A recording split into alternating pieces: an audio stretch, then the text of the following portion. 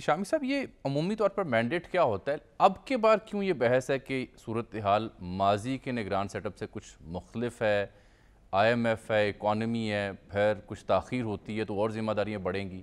आप क्या फरमाते हैं इस पर? देखिए, जो पाकिस्तान मुआशी तौर पर बहुत मुश्किल हालात से गुज़रा है जी। और इसके लिए पॉलिसियों में तसलसल की ज़रूरत है। एक इंतहाई समझदार क़यादत की ज़रूरत है जो मुआशी मामलात को समझती हो और मामलात को आगे बढ़ा सके। इस वजह से ये बात कही जा रही है, लेकिन हमारे यहाँ जब भी कोई ऐसा मौका आता है तो क़यास आराइयाँ, अंदाज़े इसी तरीके से लगाए जाते हैं। ये हमारी आदत है और हर शख्स अपनी जेब में कुछ नाम भी रखता है और अपनी जेब में कीड़े भी रखता है। बिल्कुल। जो नाम आते हैं उनमें कोई कीड़े डालने वाले भी मौजूद होते हैं, कोई उनकी तारीफ़ करने वाले भी मौजूद होते हैं। तो अभी तो आप देखिए, जिसके दिल में आ रहा है उसका नाम फ्लोट कर रहा है। अभी तो मुझे एक इरफान सिद्दीकी साहब से मुलाकात हुई। अच्छा। उनके साथ चाय पी तो वो कह रहे थे ये कि नहीं हो सकता शामी साहब ये नहीं हो सकता कि सिद्दीकी साहब को इल्म ना हो कि कौन सा उम्मीदवार अहम और तकरीबन फाइनल हुआ चाहता है। हाँ, उनका तो कहना यह था कि कोई भी उम्मीदवार हो, मुस्लिम लीग नून से उसका कोई ताल्लुक़ नहीं होना चाहिए। नहीं होना चाहिए क्योंकि उसमें ये कबाहत है कि एक तो इलेक्शन की जो शफाफियत है और गैर जानबदारी मुतअस्सर होगी, और फिर साथ ये है कि अगर कोई ताल्लुक़दार आ गया तो उसके नतीजे में जो इक़दामात भी होंगे निगरान हुकूमत के दौर में, उनका बोझ भी मुस्लिम लीग नून को उठाना पड़ेगा। तो ये बहरहाल अब अपनी अपनी राय है। कोई कह रहा है मैं तो किसी का नाम ना पेश करता हूँ ना किसी पे तनकीद करता हूँ। अभी माहिरीन मईशत की बात हो रही थी तो मालिक साहब शामी साहब, ये वैसे कभी आपका नाम नहीं तजवीज़ किया गया? ज़रा खुल के बताएं तो सही। अब्दुल हफीज शेख साहब नहीं, मैं आपका जिक्र कर रहा हूँ। ये मजाक फिर किसी दिन कर लेंगे। अच्छा, जब पहले नाम ऐलान हो जाने दें। चले।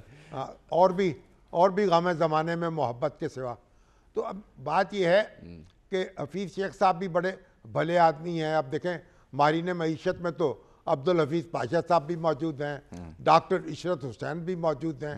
और यानी अगर आपने माहिरीन मईशत ही की बात करनी हो तो जिस पर इत्तफाक हो जाएगा, ये कोई यानी ऐसा नहीं है कि जो फ़ौजी क़यादत और सियासी क़यादत जो है वो कोई मुतहारब गिरोह हैं और वो अपने किसी नाम पर बज़िद हैं, बल्कि मेरे ख्याल मुशावरत से, कंसेंसस से वो नाम जो है उसको हतमी शक्ल दी जाएगी। और उसकी जो वज़ीर आज़म नया होगा उसकी ताकत ये होगी कि उसके पीछे एक कंसेंसस होगा। ये कंसेंसस ही उसे ताकतवर बनाएगा।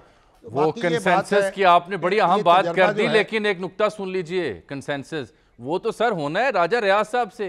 वो तो इस कदर मसरूफ़ हैं कि अपने अपोजिशन चैम्बर में नहीं जा रहे, और कल फिर वज़ीर आज़म उनको चिट्ठियाँ लिख रहे हैं कि मिलें। वो बहुत मसरूफ़ हैं, वक्त ही नहीं दे रहे इस बारे में। तो कल उनका लाहौर में मुलाकात का इम्कान है। कंसेंसस तो वहाँ होगा तो बात बनेगी ना सर। चलिए, तो राजा रियाज साहब के बारे में क्यों आप इतने बदगुमान हैं? नहीं, मैं तो खुशगुमान हूं कि उनसे भी कंसेंसस हो जाएगा। वो तो इत्तफाक राय जो है पैदा करने में बड़ी महारत है उनको। राजा साहब अगर कोई उनकी बात नहीं मानेगा तो वो उसकी बात मान लेंगे। ठीक है। सर, इमरान खान साहब का जिक्र अल्लाह खैर। ठीक, चलें, कल तक तो आ ही जाएगी बात। इमरान खान जी देखिए, एक बात और मैं बताऊं आपको। आज एक बात और ऐलान हुआ है। हमारे जो दोस्त हैं मुमताज़ दानिश्वर कालम निगार खुर्शीद नदीम साहब, जी, वो रहमतुल्लिल आलमीन अथॉरिटी के चेयरमैन मुकर्रर हो गए हैं।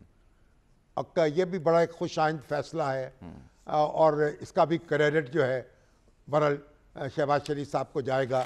और एक बड़ा अच्छा जो है एक प्रोसेस के ज़रिए से उनका इंतखाब हुआ है और एक बड़ा अच्छा फैसला है।